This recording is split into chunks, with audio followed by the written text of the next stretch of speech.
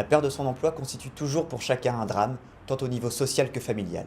C'est le cas de tout le personnel de l'entreprise GAD, dont la fermeture de l'usine a provoqué un séisme sur toute la région. La délégation territoriale du Finistère d'Agir ABCD a répondu favorablement à une action d'aide menée par la communauté de communes du pays de l'Andivisio.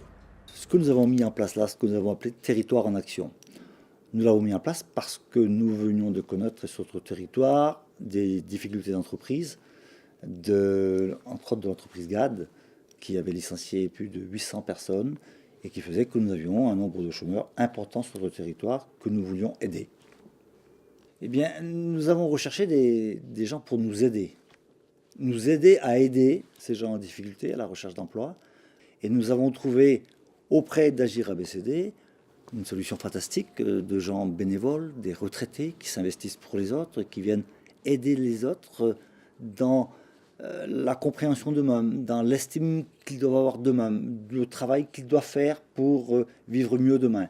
Donc Agir ABCD correspondait à notre souhait de pouvoir proposer différents ateliers aux adultes qui rencontraient donc des difficultés d'insertion socio-professionnelle et était donc déjà connu pour ses interventions, donc notamment sur l'estime de soi.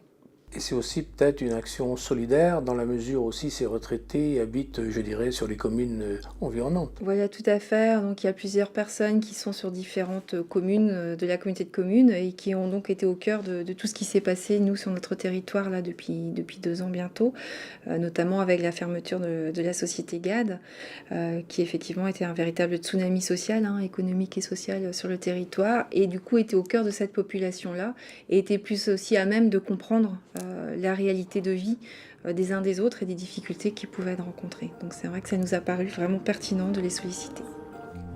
Cette action s'adresse à tous les demandeurs d'emploi rencontrant des difficultés pour retrouver du travail. L'objectif étant de mobiliser les personnes en s'appuyant sur 2 supports. Des projets artistiques comme levier d'insertion socio-professionnelle, des ateliers sur les savoir-être et les savoir-faire pour dynamiser les parcours et lever les freins à l'emploi.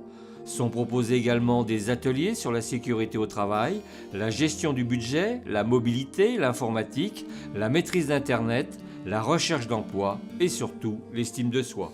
Maryse, pourquoi un atelier estime de soi ? Un atelier estime de soi parce qu'il y a tout plein de compétences chez les gens dont ils ne sont pas conscients.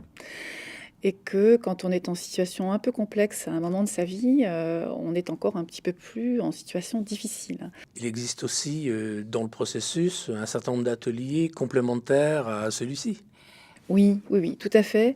D'ailleurs, nous n'intervenons pas en tant qu'animateur de l'atelier estime de soi simplement pour ça. On est toujours intervenant au préalable avant que nos collègues de l'association prennent le relais, par exemple pour simuler des entretiens d'embauche. Si on veut se préparer à un entretien d'embauche, il faut avoir un peu d'entraînement. Et donc, on va permettre à certaines personnes de prendre la parole avec plus d'aisance, de se tenir devant un potentiel employeur avec un petit peu plus de conviction, une capacité aussi à faire voir ce qu'ils ont de mieux en eux, qu'ils n'auraient peut-être pas pu faire. Est-ce qu'on a une idée des résultats ? Oui, on a une idée des résultats. On sait que depuis environ 3 ans que nous faisons ces ateliers, c'est une centaine de personnes qu'on a pu accompagner. Nous avons au niveau de l'évaluation qu'on tente de faire, par des questionnaires internes à l'atelier, par des retours qu'on a au niveau de la direction de la structure demandeuse, on a des évaluations indirectes. Par exemple, un tel a trouvé du travail, un tel a passé son permis de conduire avec brio alors qu'il est à recaler. On a des choses comme ça qui sont un peu indirectes et dans tous les cas difficiles à chiffrer. Mais ça nous fait plaisir de penser que ces résultats-là illustrent d'autres résultats favorables dont nous n'aurions pas eu connaissance.